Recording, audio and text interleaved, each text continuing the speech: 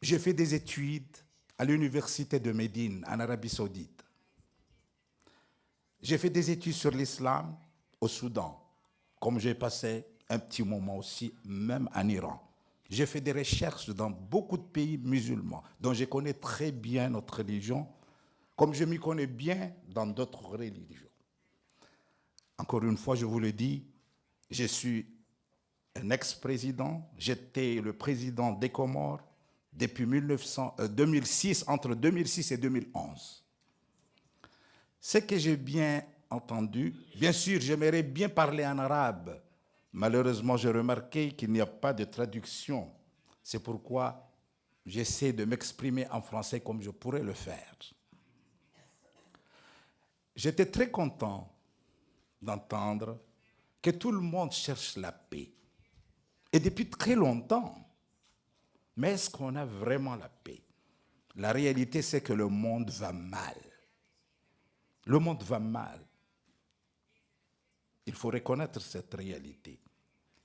Mais en se posant la question pourquoi, mais on a plusieurs réponses. En parlant de religion, moi je crois qu'après avoir entendu tout ce qu'on a dit ici, j'ai beaucoup apprécié l'intervention de M. Abadi, mais je voulais vous dire qu'il y a deux forces dans nos communautés. Si on arrivait à les faire comprendre, on allait avoir peut-être une bonne solution. Notre prophète, le prophète Mohammed, le prophète de l'islam, il a eu une belle parole en disant Ifnan idha salaha salahat al-umma wa idha fasada fasadat al-umma. Qu'il y a deux personnes dans chaque communauté. S'ils sont bons, la communauté devient bonne. Et s'ils sont mauvais, c'est fini, la communauté devient mauvaise. Quelles sont ces deux personnes? Al-ulama wal-umara. Les gouvernants et les savants. Donc moi, je crois qu'aujourd'hui, dans nos communautés, on a besoin de ces deux personnes. Les hommes politiques, mais aussi les religieux. On a besoin des imams, des mouftis, des évêques, qui doivent se comprendre avec les dirigeants politiques. Nous savons tous que tout ce qui se passe dans nos pays, c'est le fruit de la politique menée. Nous savons tous l'importance de la politique. Même les habits que nous portons, c'est le fruit de notre politique. Les maisons que nous vivons, c'est le fruit de notre politique. Tout ce que nous vivons dans nos pays, c'est le fruit de la politique. Donc la plupart du temps, des religieux n'essayent pas de comprendre la politique. Quelquefois, ils se disent, même moi, je suis un religieux, je ne m'intéresse pas à la politique. Personnellement, je crois que c'est une erreur. Et le contraire aussi est une erreur, quand des politiques ne s'intéressent pas à la religion. Les politiques, quand ils ne s'intéressent pas à la religion, c'est une erreur aussi. Vous savez, aujourd'hui, nous sommes tous reconnaissants. L'influence de la religion dans toutes les communautés est tellement forte. Et pourquoi? Parce que ce sont les religieux qui répondent à trois questions que chaque individu, chaque être humain cherche les réponses.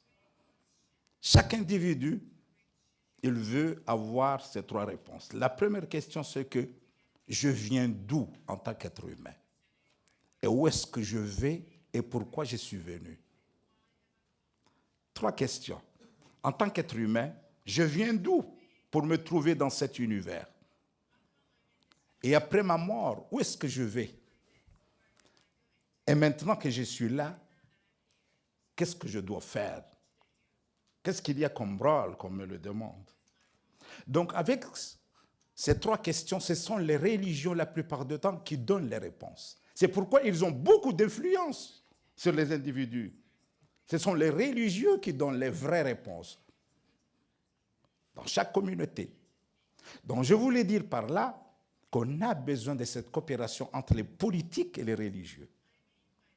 En entendant que les religieux ou le dialogue entre les religions se concrétise, mais dès aujourd'hui, je crois que les politiques doivent chercher les religieux pour se comprendre dans chaque communauté, au moins.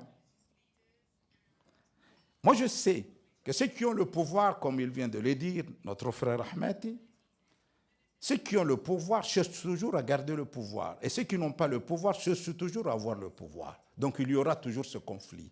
Mais à côté de ce conflit politique, pour avoir la paix dans ce monde, pour avoir un monde plus meilleur, on a besoin de ces deux forces, la politique et la religion.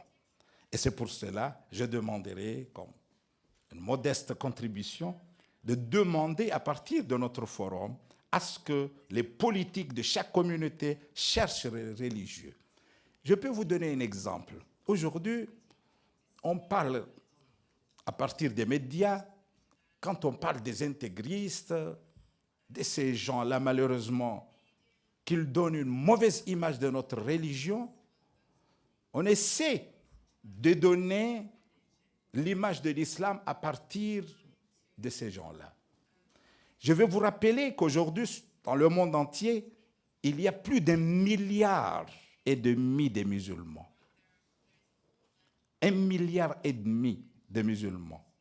Mais on oublie ce milliard de musulmans et on regarde qu'à 30 000, 40 000, 50 000, je ne sais pas, les intégristes, que ce soit de Daesh, de Qaïd, ils sont combien? 5 000, 10 000, 30 000 ou combien? C'est comme s'ils représentent l'islam. Non. On oublie qu'il y a 1 milliard, 400 millions, 450 millions de musulmans pacifiques qui sont tolérants, qui acceptent les autres. C'est pourquoi je dis qu'il faut vraiment ce dialogue, mais il faut reconnaître que nous sommes avant tout des êtres humains. Nous sommes des êtres humains et le monde a besoin de cette paix. Aujourd'hui, le monde va mal et nous sommes tous responsables. Moi, je viens d'un petit État insulaire. Je crois qu'avec ce forum, on peut proposer, mais parmi les propositions, j'aimerais bien qu'on demande aux politiques de s'intéresser beaucoup plus aux religieux et je demanderai aux savants. Vous savez, parmi les problèmes d'aujourd'hui, c'est que les jeunes ne s'intéressent plus aux savants, ils regardent à partir de l'Internet. Donc, je vous remercie et Inch'Allah, tout sera bien. Jazakumullah khair. Thank you.